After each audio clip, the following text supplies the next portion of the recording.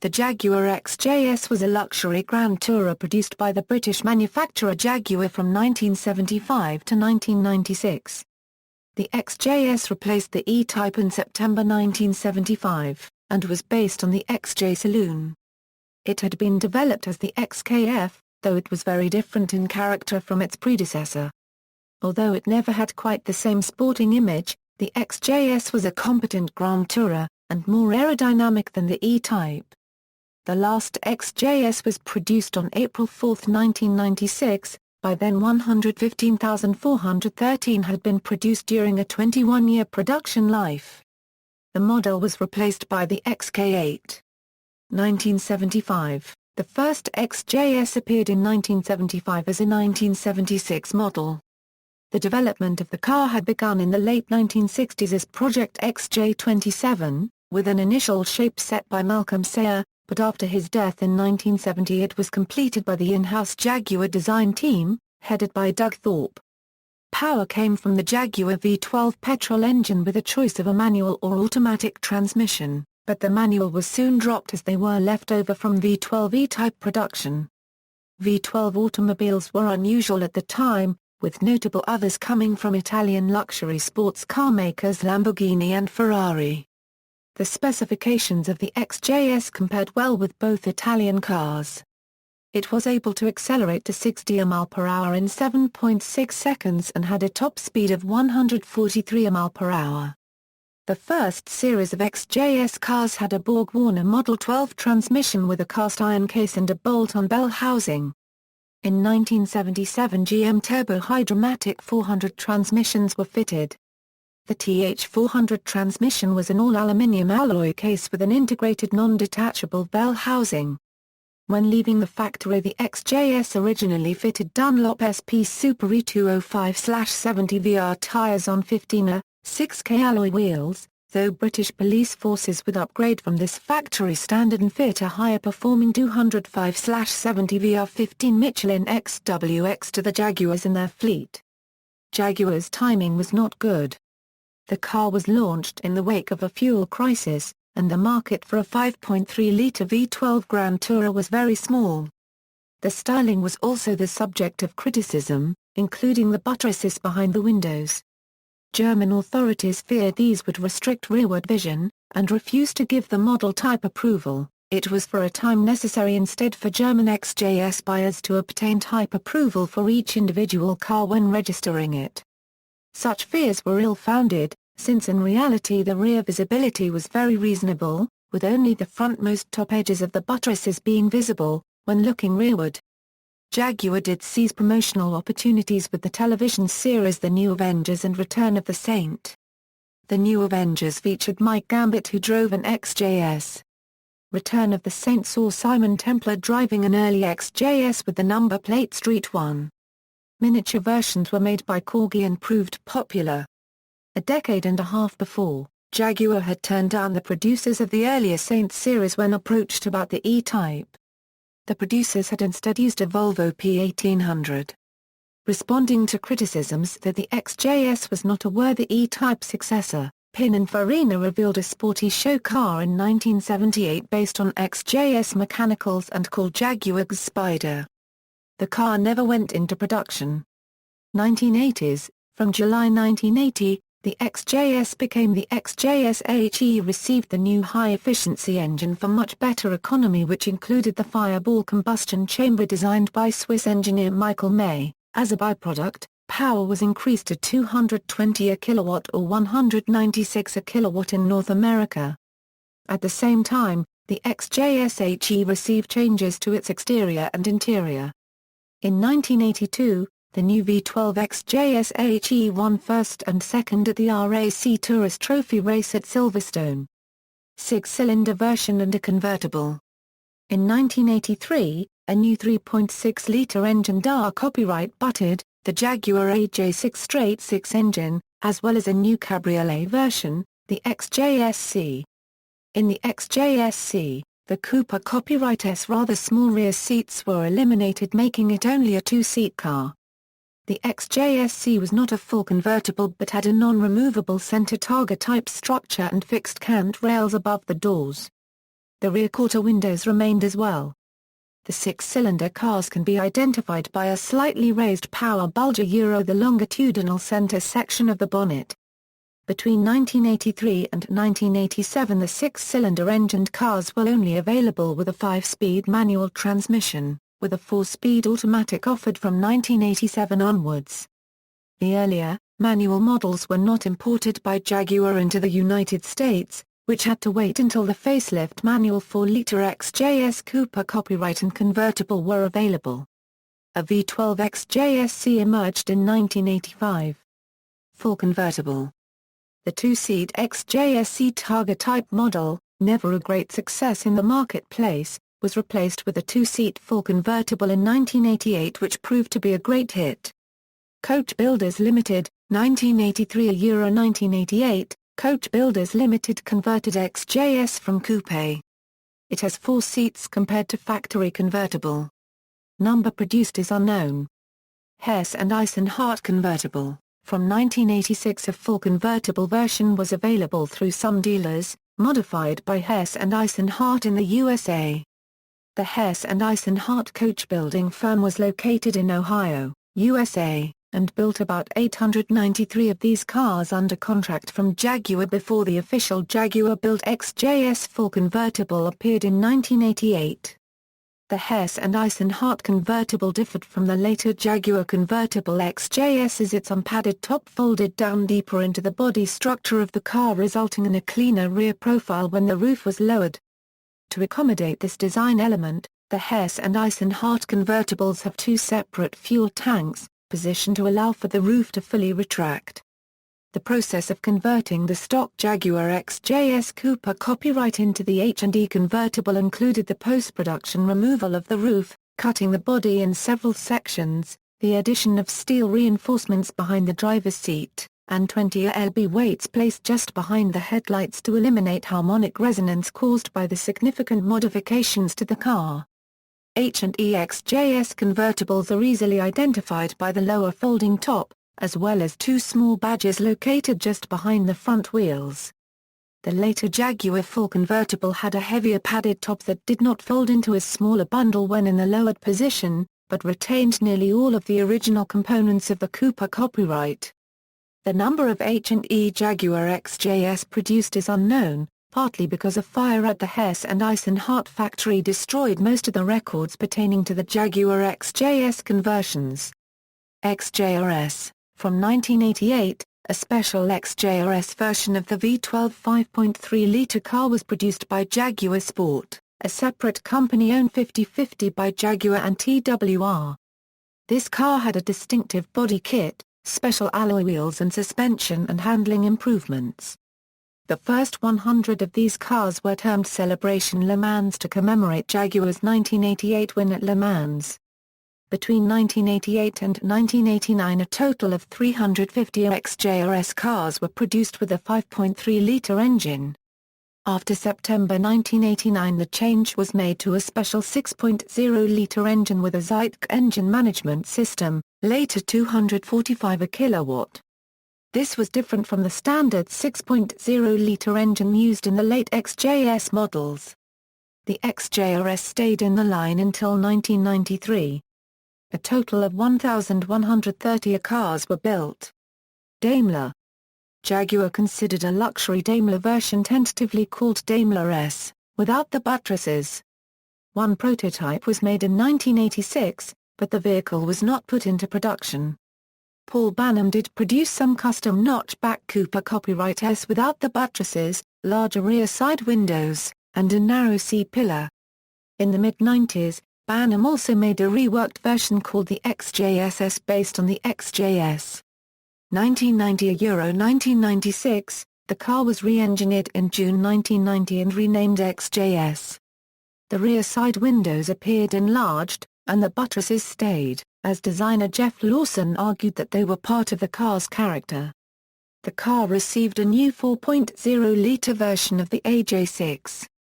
In 1992, a 4.0-liter convertible was added to the range.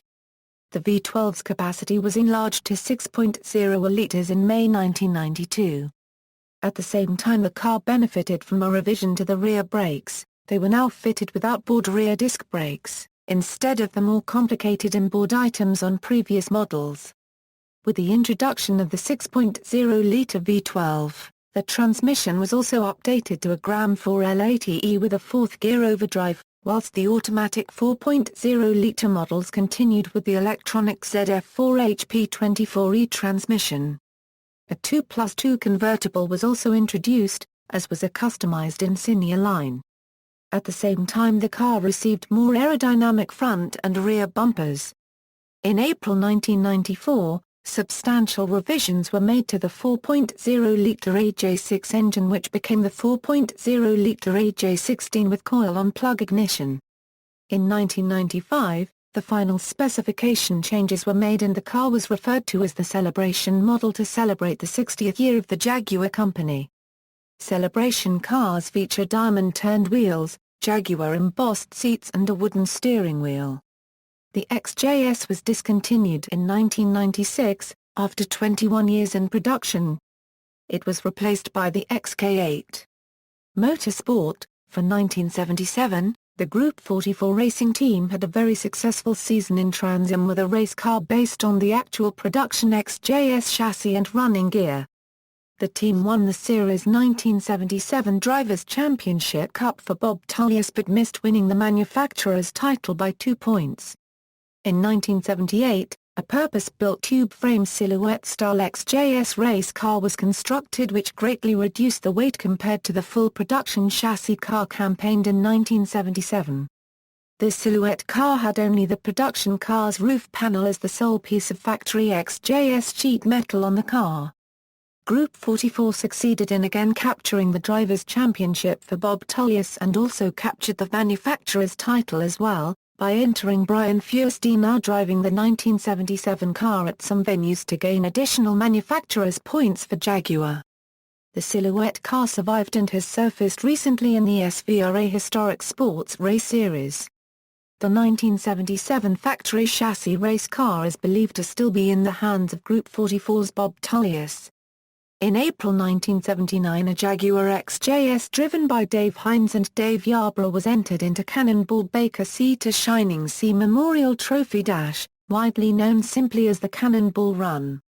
They completed the 2,863 miles from New York to Los Angeles in a record time of 32 hours and 51 minutes, a record that stood for 4 years, until it was beaten by David Diem and Doug Turner in a Ferrari 308. Diem and Turner covered the same distance in 32 hours and 7 minutes on the U.S. Express, an unofficial successor to the Cannonball Run.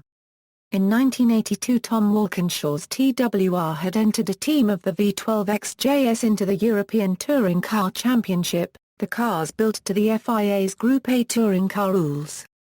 The XJ-S won its first race that season when Walkinshaw and Chuck Nicholson won the 14 Grand Prix No. The Jags simply proving too fast for their rival BMW and Alfa Romeo opposition, with Walkinshaw qualifying 5.37 seconds faster than anyone else on the 10.925 km No circuit. After more victories for the team's Jaguars in 1983, the TWR Jaguars were the cars to beat in the ETCC, with Walkinshaw claiming the 1984 ETCC Drivers' Championship. During the championship season the TWR Jaguar team also won the prestigious Spa 24 Hours race with an XJ-S driven by Walkinshaw, Hans Heyer and Win Percy, proving not only the speed of the cars, but the reliability of the 5.3-litre V12 engine. By 1984 the TWR Jaguars had a new challenger in the ETCC. The turbocharged Volvo 240T arrived on the scene and had the speed to match the V12s. Though with turbocharging new to touring car racing it took a number of races for reliability to match the car's speed. By 1985 the XJ-S had been retired and TWR was committed to running the 3.5L V8 Rover Vitus in the ETCC. Walkinshaw had been to the 1984 James Hardy 1000 at the Mount Panorama circuit in Bathurst, Australia, to co-drive a locally developed Australian Group C XJ-S with Aussie John Goss. Walkinshaw qualified the V12 Jag in provisional 7th place with a 2:16.09 lap of the 6.172 km circuit, recording 290 km/h on the 2 km long Conrod Straight, with the promise of more to come in the Hardy's Heroes Top 10 runoff through the use of special tyres. However, the tyres failed to arrive at the circuit in time and Walkinshaw eventually qualified 10th, having to use front wheels on the car as no suitable rubber was available. Clutch failure saw the car fail to get off the start line and a helpless Walkinshaw was hit from behind by a Chevrolet Camaro Z28, causing the car's instant retirement and the race's first ever restart after the track was blocked at the start-finish line. The Scot was determined to come back in 1985 and win the race in the first season of Group A in Australia, and in 1985 the 3 Jaguar XJ-S Jaguars were brought out of retirement and shipped down under for the James Hardy 1000. The cars were clearly the class of the field, finishing Hardy's Heroes in first, second and sixth.